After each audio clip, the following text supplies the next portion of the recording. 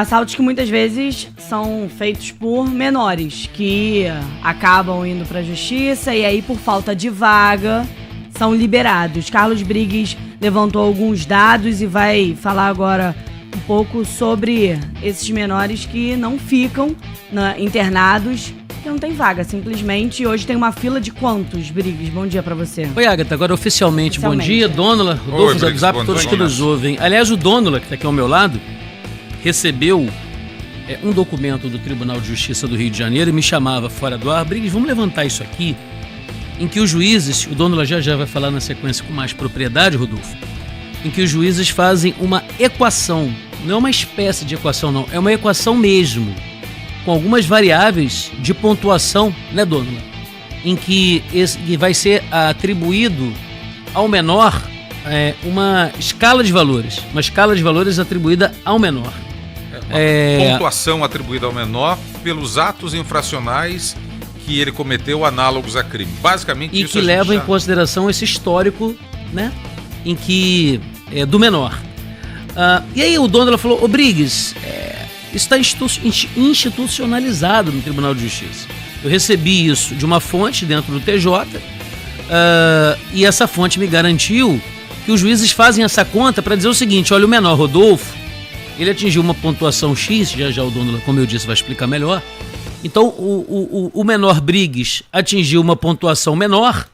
Então vamos fazer o seguinte, apesar do Briggs ter cometido um crime grave, mas do Rodolfo é gravíssimo do gravíssimo. Então vamos mandar o menor Rodolfo pro Degase. O Briggs, apesar de grave, a gente vai deixar esperando em casa, porque não tem vaga. E aí o nosso objetivo aqui foi o seguinte... Não tem vaga para quantos, né? Era essa a ideia. Qual é o número necessário? Exatamente isso. Não é isso? E nós chegamos a um número, Rodolfo, de 215 vagas necessárias para suprir a fila de menores que aguardam para ingressar no sistema do Degase. Nesse momento. Agora. Ela aumenta também. Agora. Ou seja, tem 215 nesse momento que eram para estar dentro de unidade se tivesse vaga e não estão. Estão na rua para encontrar o Briggs na hora que você sair para casa. Exatamente isso. Talvez estão no assalto de agora lá no centro. Ou esses moleques que estão atacando os outros na subida do Paulo de Fronten. E aí, Rodolfo, de que crimes a gente está falando? Desses moleques que aguardam em casa. Ou de atos infracionais análogos a crime para a gente cumprir a nomenclatura e os termos técnicos. Porque nós somos um Estado que se preocupa com a ressocialização, então a gente começa falando o nome certo para ressocializar. Conversei com o presidente do sindicato do Degase, João Luiz Pereira, quero trazer a palavra dele. Águida, tá aí? Aqui. Tá aí porque ele vai falar o seguinte, eu perguntei a ele, ô João, de quais fatos análogos ao crime a gente está falando? O homicídio, o latrocínio, o estupro, o tráfico de drogas que esse adolescente comete, muitas vezes ele chega no sistema central de regulação de vagas, identifica que não tem onde ele ficar, não tem lugar, unidade, e ele acaba ficando com a família até que se abra uma vaga. Nesse meio tempo, ele não é responsabilizado e está cometendo novos crimes nas ruas. E a gente precisa muito que esses aparelhos, novas unidades sejam construídas, assim como o concurso saia com a maior brevidade possível para que opere essas unidades e esse adolescente sofra a devida intervenção estatal para que não volte a agredir a sociedade.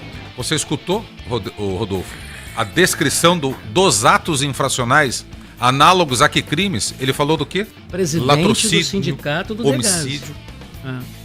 Isso aí, desculpa. Mas peraí, olha só. Primeiro que quando ele começou a falar... Quem é que tá falando sobre esse assunto? Quem você ouviu aí, Briggs? Presidente do sindicato do Degase, o João Luiz Pereira. Tá. Quando o João Luiz Pereira começou a falar, o Dônula, e você vem me alertando nesses últimos dias, você que puxou essa pauta, você que levantou dados primeiro e puxou o Briggs para te ajudar nesse levantamento... Quando ele começou a falar, eu achei que ele ia dizer o seguinte, olha, homicídio, latrocínio, estupro, esses até estão ficando, que são os mais graves. Os outros acabam sendo liberados, que também já seria grave. Não, ele está dizendo que inclusive homicídios, latrocínios e estupros praticados por menores estão, mesmo esses que são gravíssimos, estão sendo resultado de liberação. Meu Deus do céu! Caraca! Então quem é que fica preso? O cara tem que ter 8 homicídios? Por aí. Ou ele tem que ter 5 estupros? Como é que é pra ele ficar? Eu queria saber. Pois é. Então quem é que fica, na verdade? É o que eu vou te contar agora. Existe uma equação, eu só me lembro de ter visto uma equação complexa assim, quando eu estava estudando para o vestibular lá nos anos de 1980. Sabe aquela coisa, abre colchete, multiplica pelo parênteses. É o seguinte, essa equação, ela respeita uma série de variáveis para atribuir uma pontuação ao adolescente. Quanto maior a pontuação, maior o grau de periculosidade daquele que cometeu um ato infracional. Então, o que é essa pontuação? Ela é igual, ela considera a pena mínima do ato infracional análogo ao crime, mais a diferença entre atenuantes e agravantes, mais a violência real empregada no ato, mais o histórico de apreensão, mais o histórico de evasão, mais a idade do adolescente, mais reincidência. É uma resolução de 2021 do Tribunal de Justiça que é passada para os juízes para que exista um critério objetivo para alimentar essa base de regulação ou regulamentação, o sistema de regulação de vagas. Sistema de regulação de vagas. Então você joga no sistema uma pontuação. O juiz não fala solto ou libero, não. Ele fala este menor tem a seguinte pontuação. E por falta de vagas, o sistema em si fala: você vai para casa, você vai para a internação, você cumpre uma medida socioeducativa em regime semiaberto. Por falta de vagas. E a nossa dúvida era: quais são esses atos infracionais? Está dito aqui na nossa entrevista. E quantos são aqueles que não têm vaga, estão na fila? Como se isso fosse uma fila de espera por alguma coisa. Quantos são aqueles que não estão cumprindo medidas pelos atos infracionais que cometeram? 215, pelo menos hoje.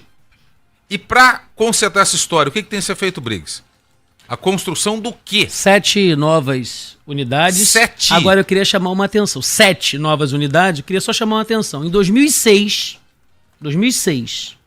o governo do Rio se comprometeu a assinar um TAC, termo de ajustamento de conduta, junto com o Ministério Público para construir 4 novas unidades. De 2006 para cá, construiu 2. Agora... 18 anos isso, há 18 anos. Agora voltou a se comprometer e a promessa é que no ano que vem sairão 7 novas vagas, inclusive aproveitando unidades... 7 novas unidades. Unidades. Saíram 2 em 18 anos, estão prometendo que sairão 7 unidades em um ano. Em um ano. Aproveitando unidades do regime semiaberto, que passariam para o regime fechado, e pegando imóveis em desuso para usar no semiaberto. Essa é a expectativa. O sindicato fala, Rodolfo, que hoje isso não resolve, porque além de tudo tem um déficit de quase 600 cargos. Então é quase que, fazendo uma analogia, aos hospitais. Se você tem unidade, mas se você não tem profissional, você tem leito vago. Você precisa de alguém para operar. O prédio sozinho não anda. A inteligência artificial não chegou a esse ponto. Então não adianta só construir, se não contratar. Não, mas aí tudo bem, Briggs. Aí é um segundo passo, né? É o segundo momento, Sim, lógico. Ninguém, né? Tudo bem que a gente imagina tudo aqui, mas se vai construir, depois contrata. Ou contrata por concurso ou contrata por terceirizado. Dependendo com a empresa, treina, né?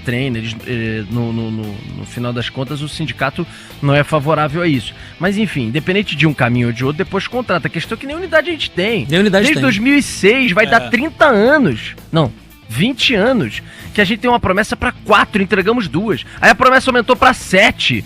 E aí? Quando que a gente vai entregar? Da última vez que a gente falou sobre esse assunto, tem meses, eles falaram, não, estamos entregando uma, sei lá, acho que era Nova Friburgo. Opa, legal, quantas vagas? Não, 30 vagas. Pô, meu irmão, brincadeira, deve ser 200 e tanto, vocês estão entregando unidade para 30.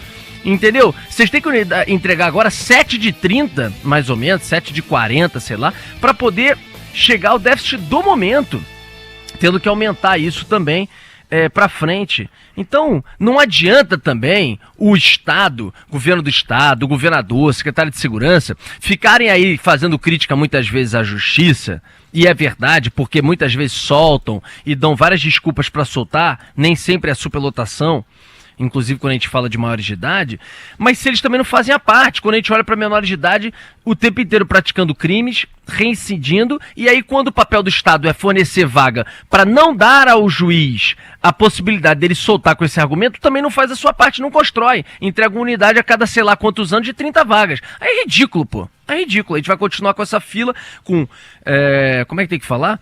Com o menor que pratica Análogo. crime análogo ao não sei o quê, como é que é? É ato infracional, são menores em desacordo com a lei que praticam atos infracionais análogos a crime. E por que um tal de ato infracional, como o Briggs citou aqui na entrevista, o nosso entrevistado citou aqui, Rodolfo, por que um cara que comete um ato infracional grave pode ir para casa enquanto outro que cometeu um ato infracional mais leve fica na cadeia?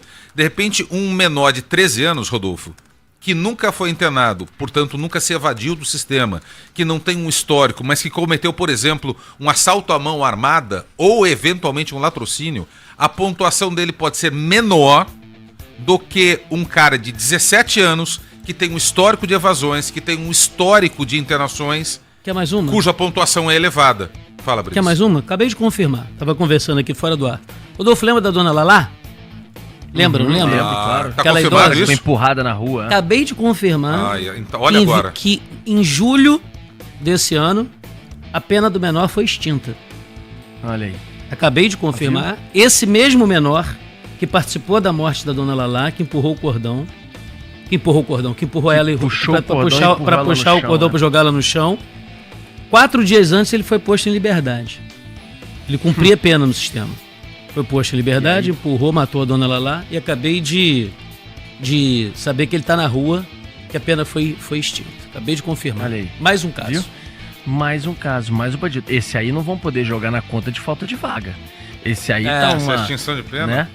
Esse aí, extinção de pena, é pena branda demais, né? É uma possibilidade no Estatuto do Menor de progressões muito generosas. É a vergonha do Brasil. É a vergonha do Brasil. Um moleque desse ter extinção de pena, já tendo sido reincidente e tendo feito um ataque com resultado morte de uma idosa, indefesa, numa rua de Copacabana. Um vagabundinho desse já pode estar na rua a essa altura, com extinção de pena. Vai pro inferno, não tem como dar certo isso aqui, meu irmão. Não tem como dar certo.